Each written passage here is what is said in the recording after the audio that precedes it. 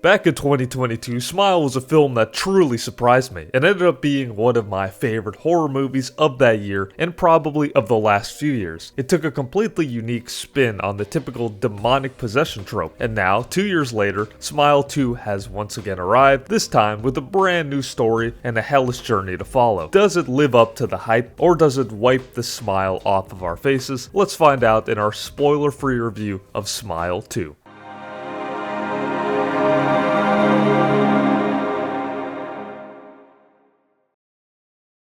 For those of you unfamiliar, the idea of the smile demon or entity is basically trauma. An unlucky victim witnesses the brutal suicide of a person possessed by the demon, and because of this, the demon possesses them, and it just keeps going and going in an endless cycle of trauma and despair. What made the first one so impactful was the relentlessness and hopelessness that our protagonist finds herself in, and Smile 2 somehow finds a way to take this up a notch, or even two. This entry follows superstar Sky Riley, played by Naomi Scott, as she tries to grapple with the demonic possessions, all while being on tour and being a big, huge musician. After she witnesses the brutal death of her drug dealer, and this really isn't a spoiler because it's kind of shown in the trailer, she gets infected with this demonic force, and thus her fever dream begins, and it does not let up for the 2-hour runtime. It's one big hellish marathon.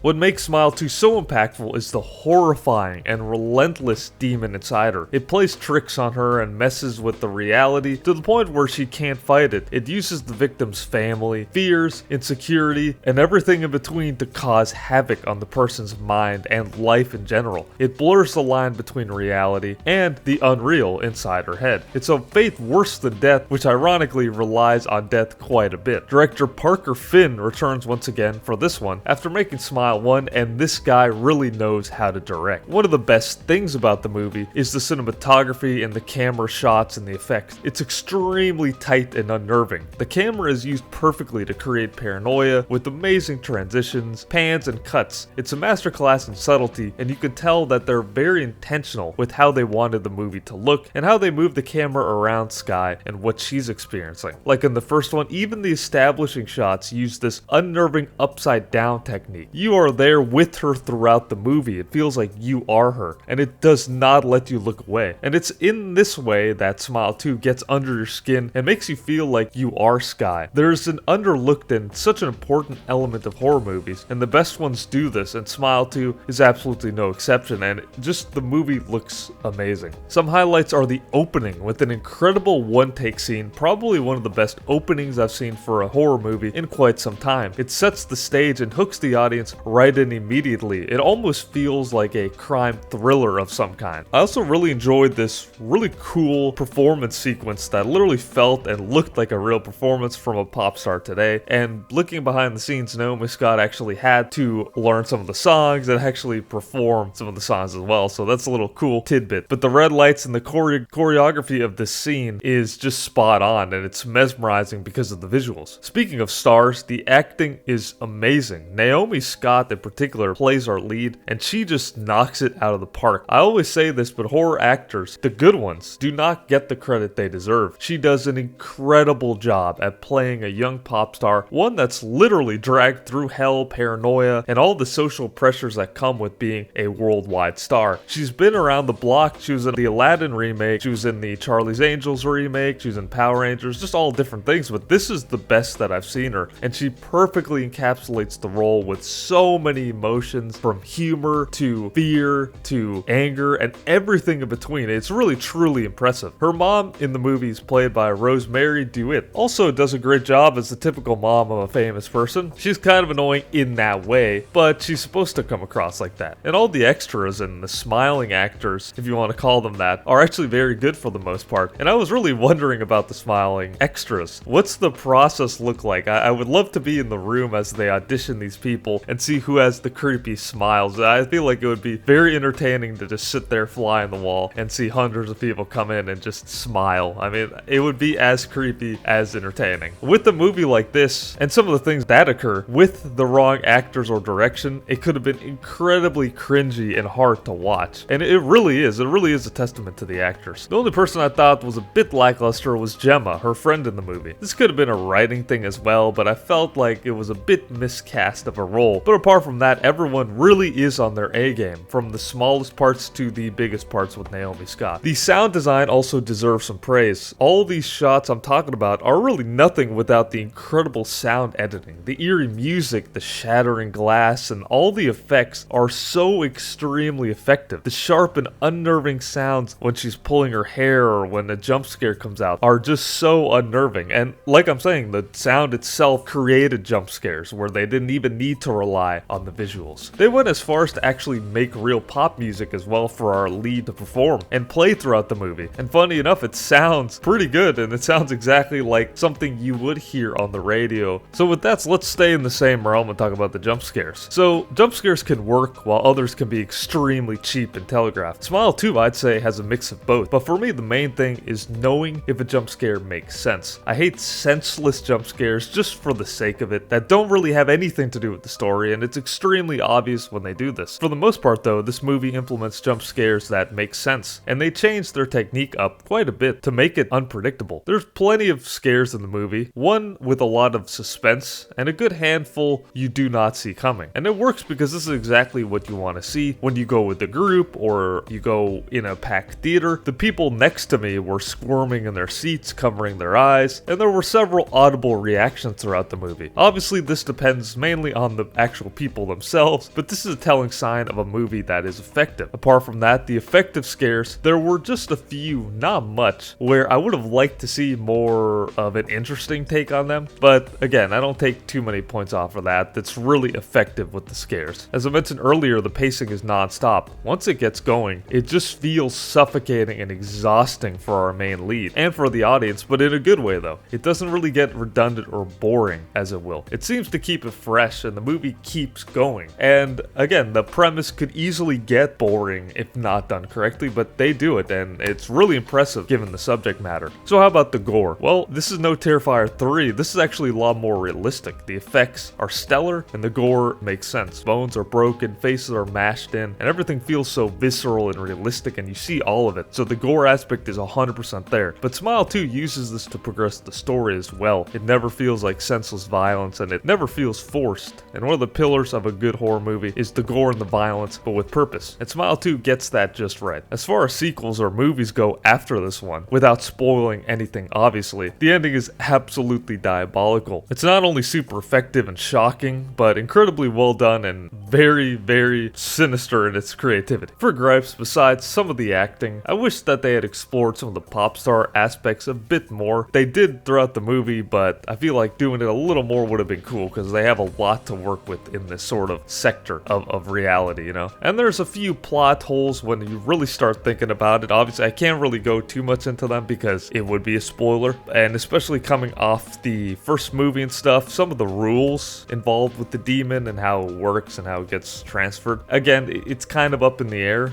especially at the beginning if you think about it, but again, I don't want to get too much into that, but I don't take too many points off. But these are really small things compared to the excellence that the movie brings. Smile 2 is brilliant and checks all the boxes off for what makes a great sequel, but also a great horror movie. Incredible performance from Naomi Scott, great camera work, the video and sound editing, and the story, it's all there. If you like the first one, then you're definitely gonna want to catch this one in the theater. Smile 2 gets a horrifyingly good 9 out of 10. Thank you very much for watching. If you like this video and want to see more, please be sure to like this video and hit that subscribe button. All the support is greatly appreciated. Thank you very much, and stay spooky.